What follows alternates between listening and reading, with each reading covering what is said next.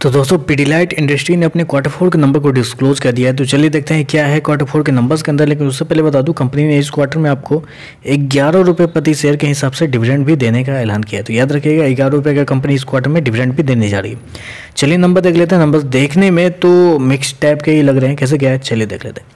पिछले क्वार्टर की बात करें तो पिछले क्वार्टर में अप्रोक्सीमेटली 2,997 करोड़ के आसपास का कंपनी का रेवेन्यू जनरेट किया था ऑपरेशन के थ्रू। पिछले साल 2,507 करोड़, जबकि अभी देखें तो कंपनी का रेवेन्यू गिर के 2,690 करोड़ के आसपास है। तो साल दर साल देखें तो साल दर साल कंपनी का रेवेन्यू बढ़ता हुआ देखने को मिला है, नो डाउट।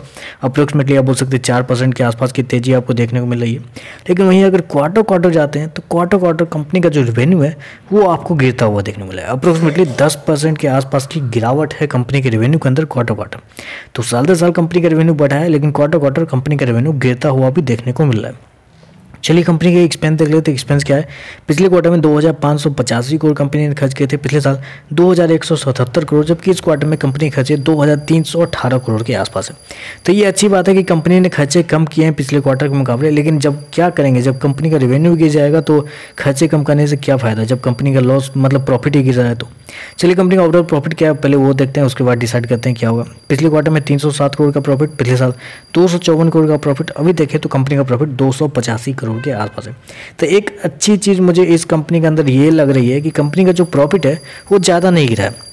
मैंने आपको क्या बताया कि 10% के आसपास की रिवेन्यू गिरावट है कंपनी के क्वार्टर।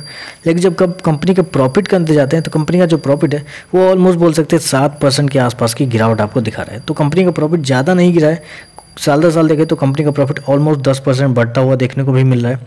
चलिए ईपीएस देख लेते हैं। ईपीएस क्या हुआ है? पिछले क्वार्टर की बात करें तो पिछले क्वार्टर में 5.98, पिछले साल 5 रुपीज़, अभी देखें तो 5.57 के आसपास है। तो ओवरऑल अगर मुझसे आप पूछेंगे नंबर कैसे हैं, तो मेरे हिसाब से नंबर ज़्यादा खराब भी नहीं है, ज़्यादा अच्छे भी नहीं है, मिक्स टाइप के है। क्योंकि साल दर साल तो बेहतर परफॉर्मेंस है, क्योंकि साल दर साल कंपनी का रेवेन्यू और कंपनी का प्रॉफिट दोनों बढ़ता हुआ देखने को मिला है। लेकिन क्वार्टर कंपनी ने हल्की सी गलती कर दी अपने रेवेन्यू को कम करके। अगर कंपनी का रेवेन्यू ऑलमोस्ट बराबर भी रहता, फ्लैट भी रहता, तो कंपनी का प्रॉफिट बढ़ सकता था इस क्वार्टर में। लेकिन ओवरऑल देखें तो मेरे हिसाब से नंबर न्यूट्रल टाइप के हैं, 2-4% ऊपर या 2-4% नीचे, बस यही होना चाहिए, इससे ज़्यादा कुछ नहीं होना चाहिए। तो बस आज के लिए बस इतना ही। वीडियो पसंद आए तो लाइक कीजिएगा, साथ में चैनल को सब्सक्राइब जरूर कीजिएगा। धन्यवाद।